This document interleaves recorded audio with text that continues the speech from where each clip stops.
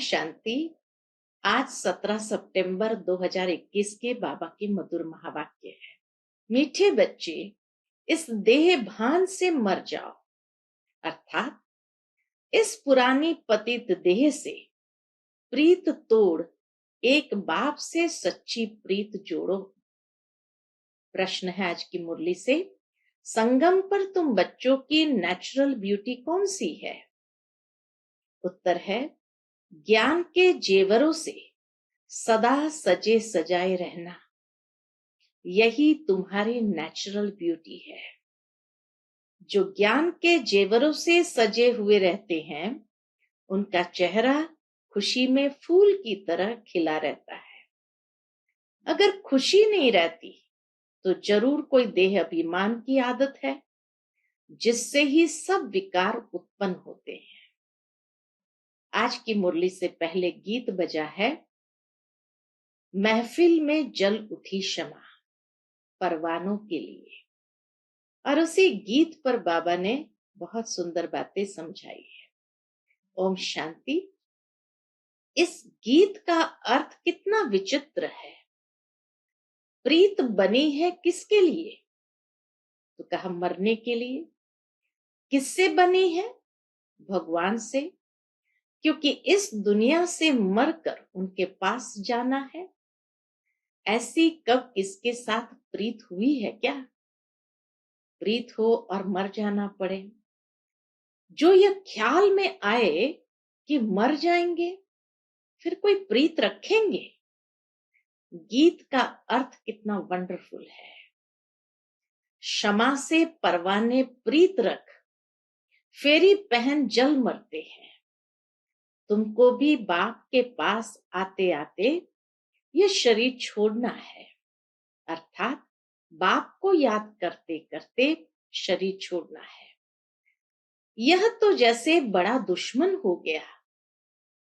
यह शरीर बीच में बड़ा विघ्न बन गया, तो बड़ा दुश्मन हो गया। जिसके साथ हम प्रीत रखे और मर जाए, इसलिए मनुष्य डरते हैं। भगवान से प्रीत करना नहीं चाहते क्योंकि डरते हैं। दान पुण्य तीर्थ यात्रा आदि करते हैं भगवान के पास जाने के लिए।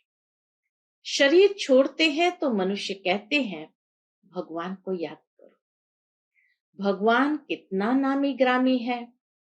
वह आते हैं तो सारी पुरानी दुनिया को खत्म कर देते हैं। तुम बच्चे जानते हो, हम इस यूनिवर्सिटी में आते ही है, इसलिए हम इस यूनिवर्सिटी में आते ही है पुरानी दुनिया से नई दुनिया में जाने के लिए। पुरानी दुनिया को पतित दुनिया हेल कहा जाता है। बाप नई दुनिया में जाने का रास्ता बताते हैं। क्या रास्ता? सिर्फ मुझे याद करो, मैं हूं हेवनली गॉड फादर। उस फादर से तुमको धन, मिल्कियत, मकान आदि मिलेगा। बच्चियों को वर्षा मिलना नहीं है। दुनिया में तो बच्चियों को वर्षा मिलना नहीं है। उनको दूसरे घर भेज देते हैं, गोया वह वारिस नहीं ठहरी। यह तो बाप है, सब आत्माओं का बाप। इनके पास सबको आना है, अर्थात मरना है। बाबा के पास आना माना मरना। कोई समय जरूर बाप आते हैं, सबको घर ले जाते हैं, क्योंकि नई दुनिया में बहुत थोड़े मनुष्य होते हैं। पुरानी दुनिया में तो बहुत है। नई दुनिया में मनुष्य भी थोड़े और सुख भी बहुत होता है। पुरानी दुनिया में बहुत मनुष्य है तो दुख भी बहुत है, इसलिए पुकारते रहते हैं। बापू गांधी, जिसको भारत का पिता समझते थे, वह भी कहते थे, हे पतित पावन आओ। सिर्फ उनको जानते नहीं थे, समझते भी है। पतित पावन परम पिता परमात्मा है, वही वर्ल्ड का लिबरेटर है। राम सीता को तो सारी दुनिया नहीं मानेगी ना, तो इसीलिए पतित पावन अक्षर सीता के राम के साथ नहीं जाता है। क्योंकि सारी दुनिया तो नहीं मानेगी ना उसको वर्ल्ड का लिबरेटर। ये भूल है। सारी दुनिया परमपिता परमात्मा को लिबरेटर गाइड मानती है। लिबरेट करते हैं दुखों से। अच्छा, दुख देने वाला कौन? बाप तो दुख दे न सके क्योंकि वह पतित पावन है। पावन दुनिया सुखधाम में ले जाने वाला है।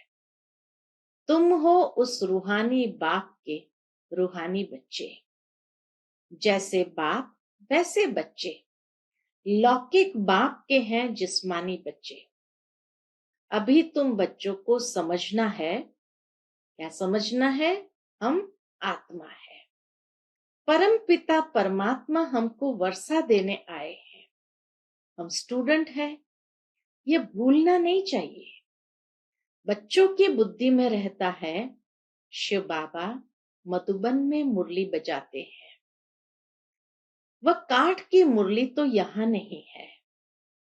कृष्ण का डांस करना, मुरली बजाना, वह भक्ति मार्ग है। बाबा कहे कृष्ण का डांस करना, मुरली बजाना, वह भक्ति मार्ग का है।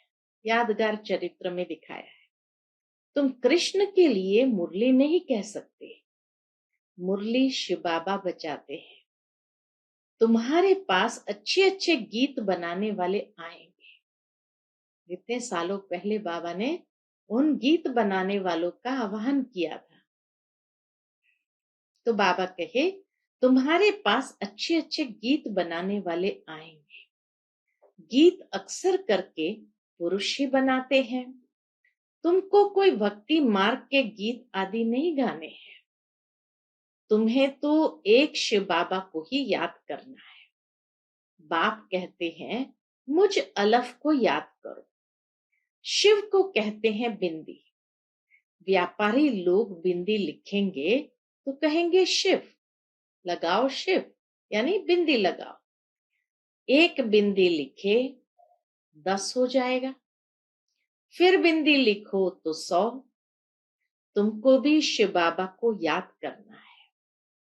जितना शिव को याद करते हो तो आधा कल्प के लिए बहुत शाहूकार बन जाते। वहां गरीब होते ही नहीं, सब सुखी रहते हैं। दुख का नाम नहीं। बाप की याद से विकर्म विनाश हो जाएंगे। तुम बहुत धनवान बनेंगे। इसको कहा जाता है सच्चे बाप द्वारा सच्ची कमाई। यही साथ चलेगी। ये सच्ची कमाई ही साथ चलनी है। मनुष्य सभी खाली हाथ जाते हैं। तुमको भरतू हाथ जाना है। बाप को याद करना है और पवित्र बनना है। तो बाबा कहे खाता जमा होता जाएगा और जितना जमा होता जाएगा उतना भरतू हाथ जाएंगे। बाप ने समझाया है प्यूरिटी होगी तो पीस प्रॉस्पेरिटी मिलेगी। तुम आत्मा पहले पवित्र थी, फिर अपवित्र बनती हो। सन्यासियों को भी सेमी पवित्र कहेंगे। तुम्हारा है फुल सन्यास। तुम जानते हो वह कितना सुख पाते हैं। थोड़ा सुख है फिर तो दुख ही है। दुनिया में तो थोड़ा सुख होगा फिर दुख ही है। वह सब है भक्ति मार्ग। भक्ति मार्ग में हनुमान की पूजा करो तो उसका दीदार हो जाता है। चंडिका देवी का कितना मेला लगता है। उनका चित्र भी होगा। चंडिका देवी का भी चित्र होगा। जिनका ध्यान करेंगे वह तो जरूर सामने आएगा ही, परंतु उससे क्या मिलेगा? अनेक प्रकार के मेले लगते हैं क्योंकि आमदनी तो होती है ना। मेलों में कितने लोगों की आमदनी होती है। यह सब उन्हों का धंधा है। कहते हैं धंधे सब में दूर, बिगर धंधे नर से नारायण बनाने के। बिगर धंधे नर से नारायण बनाने के। यह धंधा कोई विरला करे।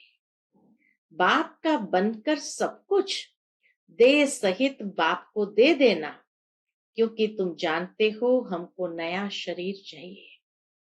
बाप कहते हैं तुम कृष्णपुरी जा सकते हो, परंतु जब आत्मा तमो प्रधान से सतो प्रधान बने, कृष्णपुरी में ऐसे नहीं कहेंगे कि हमको पावन बनाओ। यहाँ सब मनुष्य मात्र पुकारते हैं, हे लिबरेटर आओ, इस पाप आत्माओं की दुनिया से लिबरेट करो। अभी तुम जानते हो बाप आया है हमको अपने साथ ले जाने। वहां जाना तो अच्छा है ना। मनुष्य शांति चाहते हैं। अब शांति कहते किसको है ये नहीं जानते कि शांति किसको कहा जाता है। तो बाबा अब शांति कहते किसको है यह नहीं जानते। कर्म बिगर तो कोई रह नहीं सकते। शांति तो है शांति धाम में, शांति तो है शांति धाम में। फिर ये शरीर लेकर कर्म तो करना ही है। सतयुग में कर्म करते हुए शांत रहते हैं। अशांति में मनुष्य को दुख होता है, इसलिए कहते हैं शांति कैसे मिले। अभी तुम बच्चे जानते हो शांति धाम हमारा घर है। सतयुग में शांति सुख सब कुछ है। अब वह चाहिए या सिर्फ शांति चाहिए पूछो। सतयुग में तो सुख शांति सब कुछ है। अब शांति सिर्फ चाहिए या सुख शांति सब कुछ चाहिए, वह बताओ। तो बाबा कहे पूछो अब वह चाहिए या सिर्फ शांति चाहिए। यहाँ तो दुख है, इसीलिए पतित पावन बाप को ही यहाँ पुकारते हैं। भक्ति करते ही है भगवान से मिलने के लिए। भक्ति भी पहले अव्यभिचारी फिर व्यभिचारी होती है। व्यभिचारी भक्ति में देखो क्या क्या करते हैं। सीढ़ी में देखो कितना अच्छा दिखाया है, परंतु पहले पहले तो सिद्ध करना चाहिए भगवान कौन है। श्री कृष्ण को ऐसा किसने बनाया, आगे जन्म में यह कौन था, समझाने की बड़ी युक्ति चाहिए। जो अच्छी सर्विस करते हैं उनकी दिल भी गवाही देती है। क्या गवाही देती है? यूनिवर्सिटी में जो अच्छी रीति पढ़ेंगे वह जरूर तीखे जाएंगे। नंबरवार तो होते ही है, कोई डल हेड भी होते हैं। शिव बाबा को आत्मा कहती है मेरी बुद्धि का ताला खोलो। बाप कहते हैं बुद्धि का ताला खोलने के लिए तो आया हूं। बाबा आया ही है बुद्धि का ताला खोलने, परंतु तुम्हारे कर्म ही ऐसे हैं जो ताला खुलता ही नहीं। फिर बाबा क्या करेंगे? बहुत पाप किए हुए हैं, अब बाबा उनको क्या करेंगे? टीचर को कहेंगे हम कम पढ़ते हैं, टीचर क्या करेंगे? टीचर तो कोई कृपा नहीं करेंगे, करके एक्स्ट्रा टाइम रखेंगे। वह तो तुमको मना नहीं है। प्रदर्शनी खाली पड़ी है, बैठकर प्रैक्टिस करो। भक्ति मार्ग में तो कोई कहेंगे माला फेरो, कोई कहेंगे ये मंत्र याद करो। यहाँ तो बाप अपना परिचय देते हैं, बाप को ही याद करना है जिससे वर्षा मिलता है। सतयुग में तो पारलौकिक बाप का वर्षा मिल जाता है, फिर याद करने की दरकार ही नहीं रहती। 21 जन्मों के लिए वर्षा मिल जाता है, तो बाप से अच्छी रीति से वर्षा लेना चाहिए ना। बाबा कहे फिर तो बाप से अच्छी रीति वर्षा लेना चाहिए ना, 21 जन्म के लिए मिल रहा है। इसमें भी बाप कहते हैं विकार में कभी नहीं जाना। थोड़ी भी विकार की टेस्ट बैठी तो फिर वृद्धि हो जाएगी। सिगरेट आदि की एक बार टेस्ट करते हैं तो संग का रंग झट लग जाता है, फिर उस आदत को छोड़ना मुश्किल हो जाता है। बहाना कितना करते हैं, आदत कोई नहीं डालनी चाहिए। छीछी आदतें मिटानी है।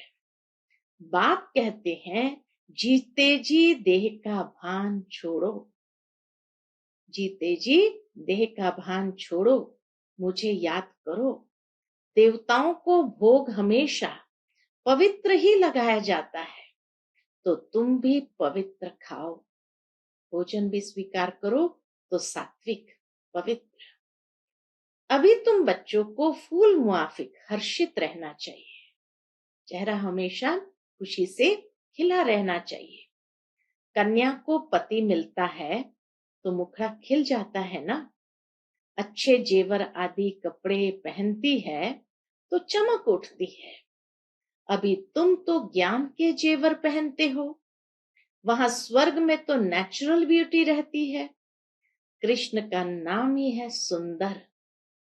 राजा रानी प्रिंस प्रिंसेस सब सुंदर होते हैं, वहां प्रकृति भी सतो प्रधान हो जाती है। लक्ष्मी नारायण जैसी नेचुरल ब्यूटी यहाँ कोई बना न सके। उनको कोई इन आंखों से देख थोड़ी सकते हैं।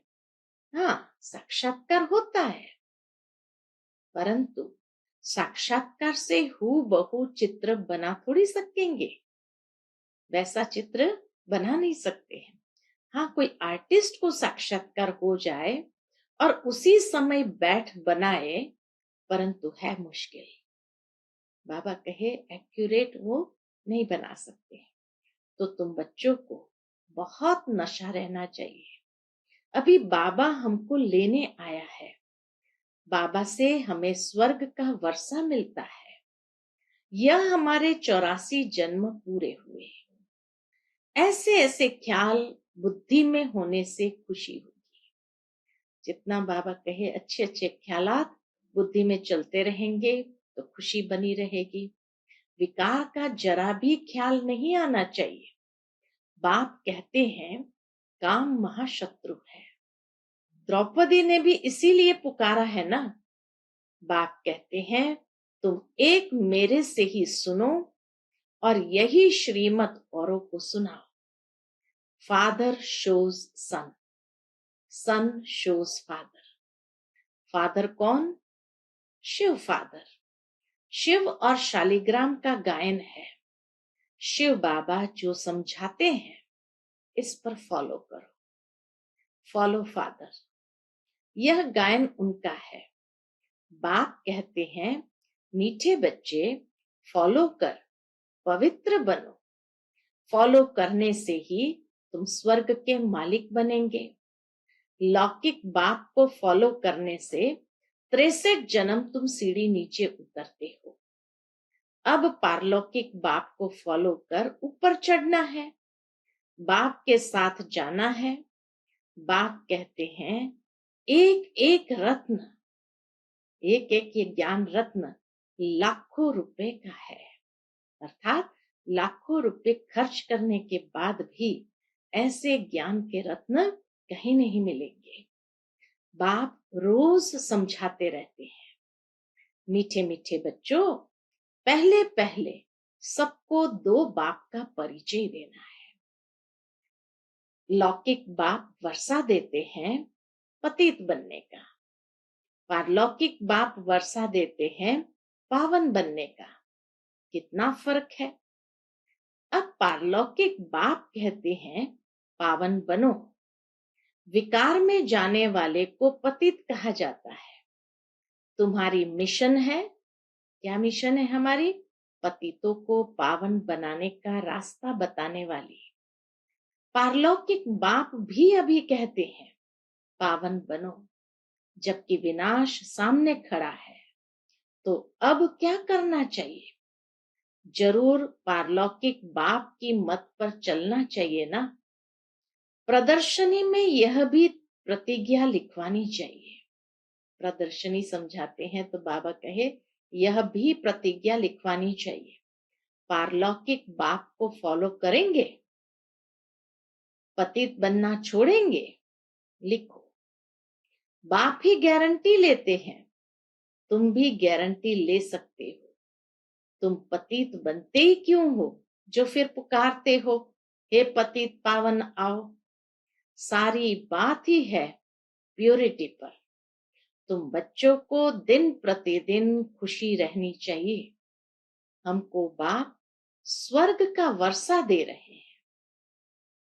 जब जब ऐसी खुशी की बातें याद करेंगे तो बाबा कहे खुशी से चेहरा खिल उठेगा। तो ज्ञान रत्नों का जेवर पहनेंगे तो बाबा कहते खुशी रहेगी।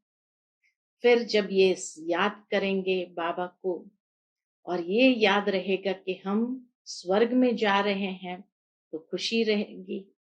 स्वर्ग का वर्षा हमें मिल रहा है तो बाबा कहे विभिन्न खुशी की बातों को अंदर सिमरा करते रहो। अच्छा, मीठे मीठे सिकिलते बच्चों प्रति माता पिता बाप दादा का याद प्यार और गुड मॉर्निंग। रूहानी बाप की रूहानी बच्चों को नमस्ते। हम सब रूहानी बच्चों की रूहानी माता पिता बाप दादा को याद प्यार गुड मॉर्निंग और नमस्ते नमस्ते। शुक्रिया बाबा, शुक्रिया। आज की मुरली से धारणा के लिए मुख्य सार है, कोई भी गंदी छिछी आदत नहीं डालनी है। जीते जी देह का भान छोड़ना है। फूल मुआफिक हर्षित रहना है।